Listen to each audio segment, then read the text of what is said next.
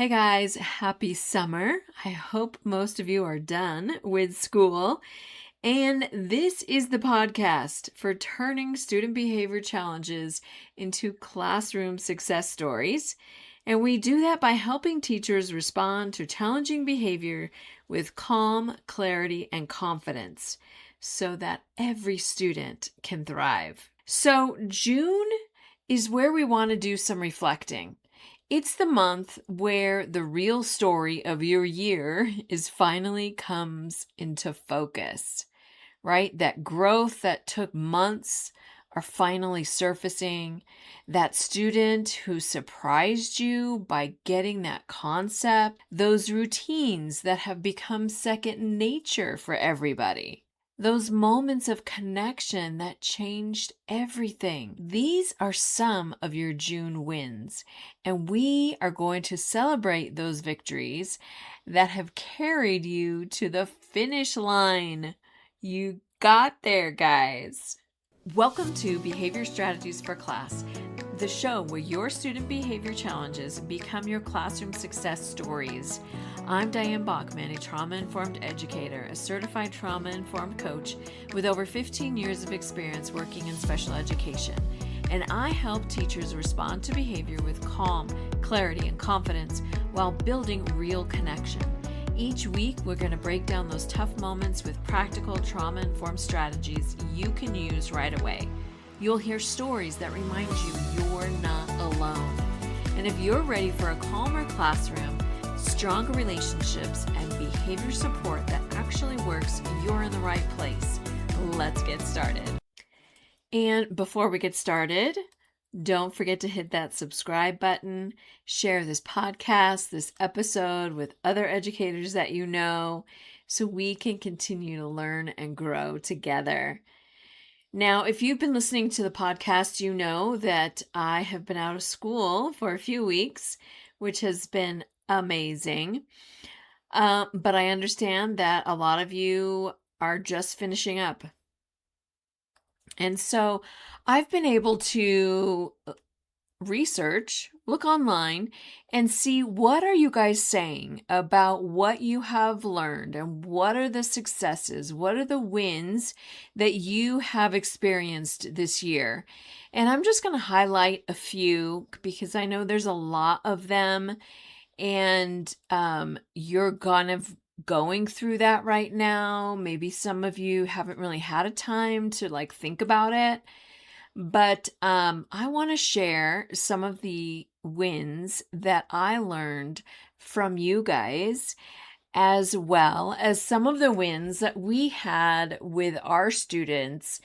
And most of those were them learning their independence, them learning that they do not, them learning, that's a good one, right? Sorry about that. That they learned they can be independent. They don't need us, attached to their hip, watching and staring at their every move, which is exactly what our program is designed for, right? We're there. If you guys don't know, I work in a behavior program in an elementary school, and we help kiddos who struggle being in the gen ed classroom with their behaviors. And so we teach strategies, coping strategies, behavior strategies, all of these things to help them be able to be independent in the gen ed class. That is truly our goal. So it was great to see that a lot of them were like, why are you still here? I'm fine. You can leave me alone. You can go now, which is great. And some of the time we were able to, walk away, go check on other students, and then we'd come back and check on them again and see how they're doing.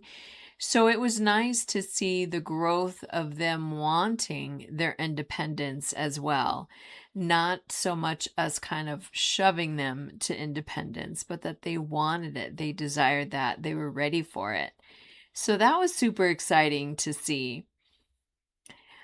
So one of the wins that I saw a lot of you were celebrating and talking about was that stronger relationships and the classroom community that you created and built this year. Now, I have to say, I do remember hearing some of the teachers that I've worked with not super excited about people always saying, just build relationship, just, get connected with your students. And, they're like, we're there to teach. We're not there to be their BFF or, go hang out on the weekends, whatever it is. They were just like, they really had no desire to do that. However, some of them did it anyway. And they did notice a change in that student. I mean, and there is all this research out there showing that when students feel connected, they feel safe. And when they feel safe, they are ready to learn. Their brain is open. They are not on high alert of fight, flight, or freeze all the time. They feel safe in your classroom because they know that you care about them. And so that is that stronger relationship, and students become kinder, right? They see you modeling that, and it really does rub off on them. And then there's more collaboration, there's more engagement, there's more team building, and that's that classroom community. You work on that social emotional piece as well. And that truly makes such a big difference in your classroom because you're honoring and encouraging and valuing each student and what they're going through really in any moment for the most part. Right. Now, that doesn't mean that you've spent hours like having circle time instead of teaching. I know that's not what you do. It's in those small ways that you interact with your students that you build connection all year. It's the way you've greeted them at the door. It's the way you take time to talk with them and process with them, either about a lesson, a book they're reading, maybe it is about their behavior. Whatever it is, you have taken a few moments to get to know that student. And then the classroom community is where I have seen teachers having that circle time or that morning meeting where students get to share whatever they did, maybe the night before, maybe it was the weekend, maybe, it was after spring break or whatever it was, having time for kids to share and then giving students the opportunity to ask questions about what they shared about. Like that just builds community and connection with everybody in your classroom, and it makes such a big difference because then your students are more eager to be involved and to be engaged with whatever you're teaching and to be able to talk with you and engage with you. I mean, I remember when I was in school, I did not like to talk in front of class. If she was looking or any teacher was looking for someone like to read aloud in class, like I'm hiding behind the person in front of me. And, I was never one to raise my hand. I was always hiding. But of course, they would catch me every now and then. Or we'd go up to the front and like answer a question, like doing math and, fill out that problem. That was like my worst nightmare. I was not great at math, let alone to go in front of the class and do the problem. Anyways, um, so that's a side note, right? Because when I was going to school, there was never this need, I would say, for truly building community in your classroom. There just wasn't. We're just in a different time. And I know I've also heard teachers say, like, well, I'm not there to be their therapist. I'm not there, to do this. I'm not there. I get it. And nobody's saying, like, you need to sit down and solve that child's, world problems. You can't. And obviously, no, that's not your job. But just to listen, if they're upset about something, you take a few minutes to listen, like that means the world to them. And you've put, right, a little marble in their jar, however you guys want to say. You've filled that bucket a little bit more.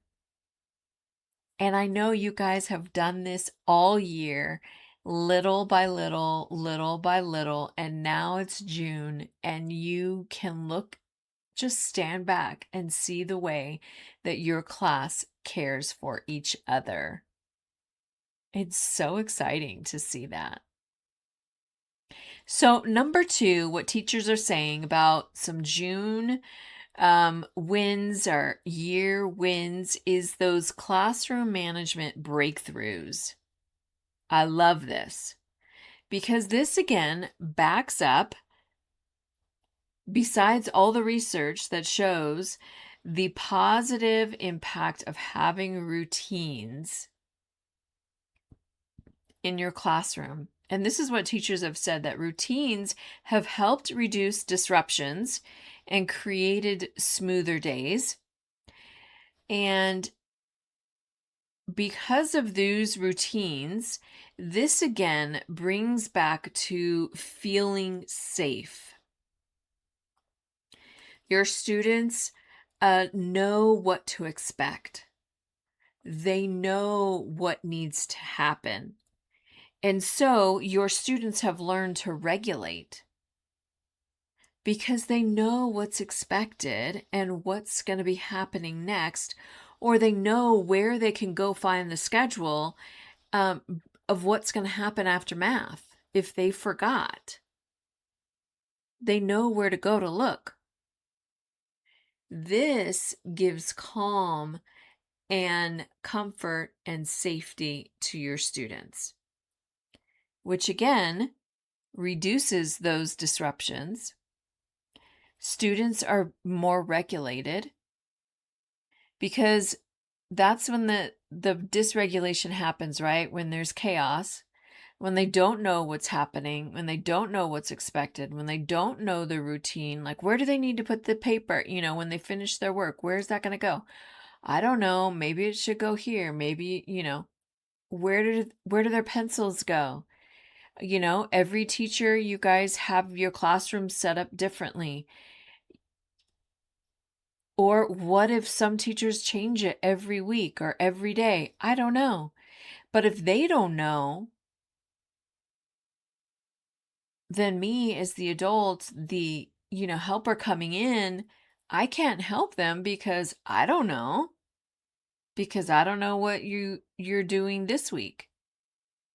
So routines are super important. And I'm sure this is why you stated the importance and those breakthroughs of that class management and what a difference it made in your students. Because you also helped your students with some coping skills. Those students who had a hard time, dealing with no. It's kind of crazy to realize like so many students, like they don't know what to do with no. What do you mean no? No, I want it now, or I want to do that now.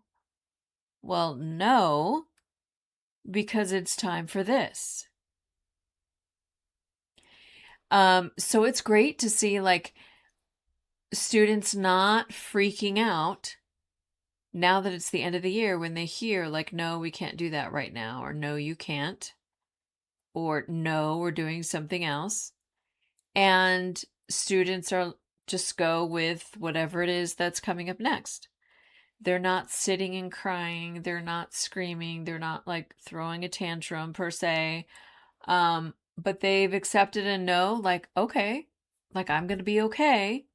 And we're doing this other thing instead. And it's okay. We're going to survive, right? Because kids sometimes, like, it's this big blown up thing. Well, to them, that's what it feels like. Us as adults, like, we already know, like, you're fine. You're going to be okay. Or the whole waiting, right? That's another coping skill that they have to learn. Like, you have to wait. And I know that's super hard for a lot of students because of the environment and the time of availability of so many things are at our fingertips, that when they're in school and they realize, wait a minute, this isn't happening like automatically. No, buddy, you got to work for that. So that sometimes is a big shocker for them. So this is super exciting to hear that classroom management breakthroughs have been happening. And I know, right, that those don't happen overnight. It's all of your hard work, your dedication, your consistency that has made the difference. And when your students know that you're for real, that you're going to follow through on what you have said is happening or not happening, they learn to trust. They learn to know that you are a person of their word. And that's huge for a lot of kids.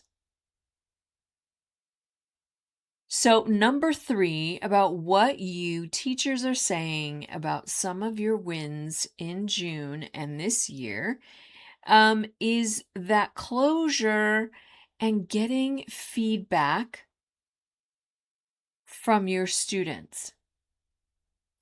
Realizing they're able to name what they've learned this year. They've been writing you goodbye letters. You were able to write them notes, and that just gives that closure. Because you can also celebrate, right? You're celebrating the wins of that year. You're acknowledging the closure as well. And so you have taken that intentional reflection time and created a space to have closure with your students.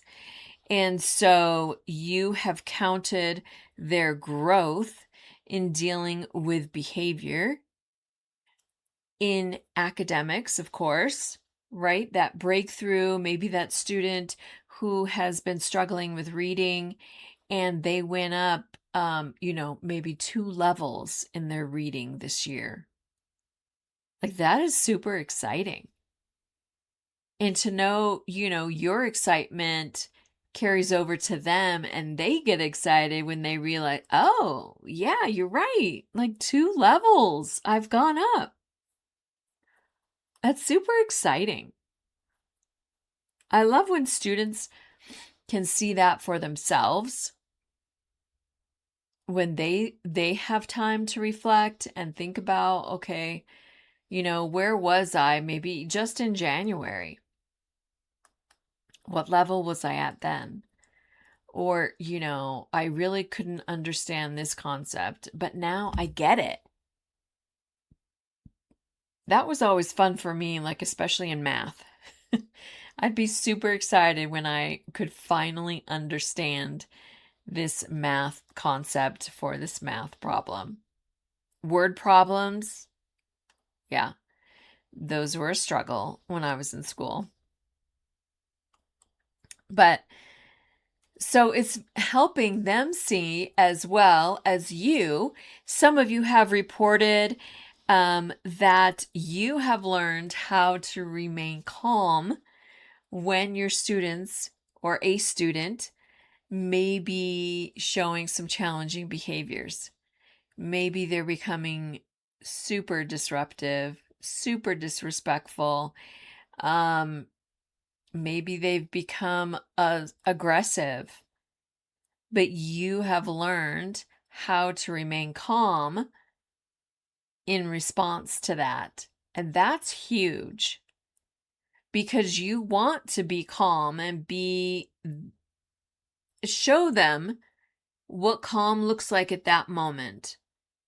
Because when they're beginning to escalate or they're already escalated, they're not thinking about really anything else. But if you're just standing there and you're just waiting, they see that you're calm. And a lot of the times it's like, okay, well, let me know when you're ready to talk. Now, of course, if that student has like really dysregulated and now they're starting to throw things, now they're starting to be unsafe, your priorities change, right? You're not really trying to connect with that student now. Now you're looking at safety. Is that student safe? Are all the other students in your classroom safe? Safety becomes the number one priority at that moment. And so you shift. And so it's so awesome that you guys have learned how to remain calm in those situations. Even though maybe inside you're freaking out or you want to scream, but you've been able to just hold it together and, try and be the leader and control the situation as much as possible. That is a huge, huge win for you guys, for sure, because I know that's hard. Another win that you guys have shared is learning more behavior skills. Like, how can you interact? How do you react? What is the best way to interact and react when your student is struggling? Like, those are big skills, and I know you do not really get any formal training on that. So that you have taken the time to find out says a lot about you as a teacher and being able to interact the best that you can with your student who is demonstrating some challenging behaviors. And another win that you have said is being more consistent with boundaries. And that could be boundaries with your student, boundaries with your time, boundaries with saying yes to every other event that is happening at your school, or that was happening, that you stayed more consistent with your boundaries because you need to protect yourself from being so burnt out, so overwhelmed with 5 million things that are going on. And you have learned that keeping those consistent boundaries has really saved you so that you can be the best teacher, the best mom, the best wife, the best friend, whatever it is, to show up and do your best as well. So, what wins have you experienced this year? I would love to hear them. And I'm sure I would love to be able to share them on the podcast with other educators so that they can see and hear some of your wins just as well. Was it your relationships? Was it the management? Was it in your lessons and the engagement that you got? Was it maybe just the routines in your classroom, the way you set up your room? It really flowed much better this year. The interventions that you did, what was it that were wins for you this year that you can look back on and be so proud of all of the work that you put in truly paid off? Not only for you, but for your students as well. And that is super exciting. So, again, some of the wins I shared today were the stronger relationships, the classroom community, classroom management breakthroughs, intentional reflections, closure, your learning curve, your skills that you learned and honed in on. What are some of your wins? Because I know there's a lot more than just these. I would love to hear from you. And you can leave that in the review after you leave a review and write some of your wins that you've had this year. That'd be awesome. So I want to leave you with this quote. It says, "Your casual comment of encouragement can become part of a student's script. Your voice, years from now, may continue to encourage and cheer them on." Because that's what you have done this year. Your hard work has paid off. Your encouragement, your consistency, it has all paid off. You guys are amazing. Thank you so much for listening, and I will see you next week. Thanks so much for listening. I truly appreciate your support. And if I have encouraged you, motivated you to continue to learn, to support your students, even better, to help them strive in your classroom, please leave a review, hit that subscribe button so that others can see they can learn and grow here as well. Thank you.